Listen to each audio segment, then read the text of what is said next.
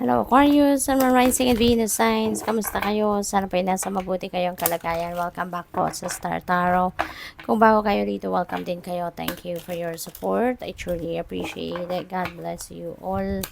Aquarius, pauna mensahe ninyo, 5 of Summer. Ayan. So, baka, no, meron kayong pinanghihinayangan in the past, no? Or baka recently, baka merong sitwasyon dito na nanghinayang kayo kasi na-miss ninyo to, yung opportunity na to, or baka meron kayong mga regrets, meron kayong mga inexpect na hindi nangyari, 'di ba? Maaring gano'n ang ganap. Kaya medyo siguro nalungkot kayo. But ang advice sa inyo ng 5 of Summer energy rito, just focus, no, na lang sa kung ano ang meron kayo. Don't dwell on kung ano na ang nakaraan kasi tapos na yun, wala na kayong magagawa doon. It's done, 'di ba? Kaya focus na lang kayo sa kung ano ang meron sa ngayon. Kung ano yung kung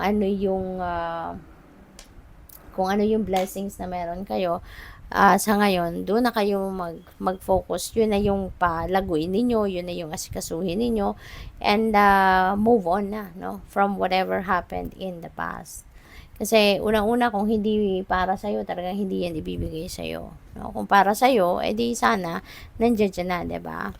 So, what else? We have lovers. Ayan. So, pagdating sa love and romantic relationship, this is really very good energy. Kasi baka, ito na yung pagsibol ng bagong love connection. Kung lalo-lalo na kung single kayo, baka magsisimula kayo ng bagong love and romantic relationship sa ngayon. Baka makikilala ninyo ngayon yung bagong person ninyo, yung magiging jowa ninyo. Or pwede rin na kung nasa relasyon na kayo, baka level up na ngayon yung inyong relationship, no? Baka magkaroon na kayo ng jowa, pwedeng ganun, no? Or baka magkaroon na kayo ng asawa, no? Yung ganun. What else? We have 5 of Spring, may nagka-clash, no? Kung dito, sweet, dito naman, galit. So, pwede rin hindi kayo nagkakaintindihan dito, no? Ng kung sino man. Pwedeng katrabaho, pwedeng kapamilya, 'di ba? So, baka meron ditong merong idea or merong plano na hindi napagkakasunduan, merong gustong mangyari. Siguro both of you, no? Pareho kayong ini-insist ninyo yung mga gusto ninyo kaya nagka-clash kasi hindi kayo nag-agree on the same thing. Kaya pwedeng ganon, nagka-clash.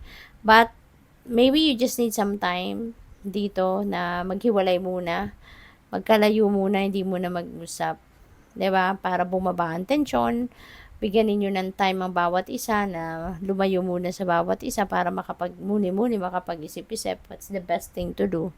'Di ba? And kung ano man yan, wala namang problema na hindi nasusolusyonan. Kaya kung ano mang hindi na pagkakaintindihan dyan, for sure, one day, you will also come up with a solution to that. 'Di ba? Magbabalik at babalik kayo sa table para mag-usap, kumbaga.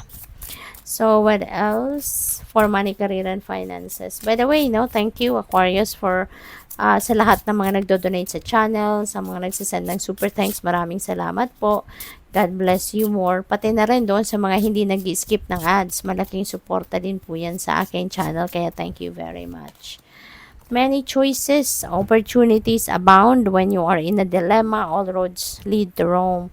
Look at your options kasi maraming kumakatok dyan na mga oportunidad sa inyo. Kaya wag na kayong mag-focus dito sa kung ano man ang hindi nangyari, hindi dumating na ine-expect, no? Because there are other things, no, that the universe is offering you, and for sure this is what's best for you. Kasi yung mga opportunities na dumadating sa atin, yan ay para sa atin, no?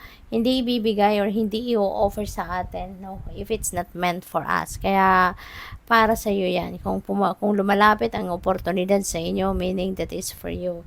So, yun, maraming oportunidad ang pwedeng pagpilian. No? So, you're given dito the liberty to choose. Diba? Kung anong opportunity ang mas swak sa taste, no? Or swak sa criteria mo, yung ganon. So, look at your options. Okay? Kasi, yan, maraming padala sa inyo na oportunidad ng universe. We have foresight. Pay attention to the things that are important to ensure wealth. Be farsighted and alert. Ayan. So, maybe, yung mga bagay na to, no, na would ensure yung kayamanan ninyo. Makakasiguro kayo na dito kayo yayaman, makakasiguro kayo na dito kayo lalago, no, pagdating sa pangkapirahang aspeto. So maybe ito na yon, no, one of the choices or maybe all of these choices, pare-parehas ang kakahinat na ninyo. Yayaman kayo, dito kayo yayaman, dito kayo magtatagumpay, dito kayo magiging successfully anong tawag dito, materially successful or financially stable, yung ganon. So, look into it, no? Look into it closely. So, what else? We have flexibility, adapt slowly by using versatility, compromise, adaptation, change, etc. Be flexible in your methods, no? Lalo-lalo na dito. No, be flexible in your method. Siguro kailangan mo din na pakinggan ang side, no, ng taong ito. Hindi lang yung gusto mo yung i-insist, but also siguro consider listening kung ano man ang gusto niya. Malay mo mag-compromise kayo, 'di ba? Malay mo maayos ninyo yung idea mo at saka ang idea niya, yung plano ninyong dalawa. Malay mo magkaroon kayo ng mas magandang collaboration, hindi ba, na i-consider ninyo kung ano yung mga magagandang plano ninyong dalawa pagsamahin, 'di ba? So maaari, no, na mangyari 'yon. Pagdating naman sa love and romantic relationship, tignan natin kung ano mga mensahe ninyo. We have Ice Queen. Maybe you're going to be dealing with this person sa ngayon, ano? This is a divorcee, no? Maaring single mother siya. So, maybe you are interested, no, in this person at this time, Aquarius. Baka ito yung kumukuha ng inyong atensyon, no? Yung person na ito. So, what else? We have union, ba? Since divorced naman siya na, baka kayo ay mag-aasawa, baka mauwi, no? Baka yung pagkakilala ninyo, ang tawag dito, yung pagkilala ninyong dalawa mauwi sa isang malalim na relasyon at baka kayo ay magkaroon na ng pag-uusap na kayo ay mag-asawa na, 'di ba? Mag-unite, no, in marriage. Wow. So, and for others of you, pwede rin naman na hindi si Ice Queen, no, ang magiging jowa ninyo, but maybe doon din papunta ang takbo ng relasyon ninyo, no? Kung sino man ang karelasyon ninyo, maaaring that is also a serious relationship and it's going to end up in marriage, no? Kaya congrats. Since we also have lovers energy, so most likely meron talaga dito mag-aasawa sa inyo. Kaya congrats.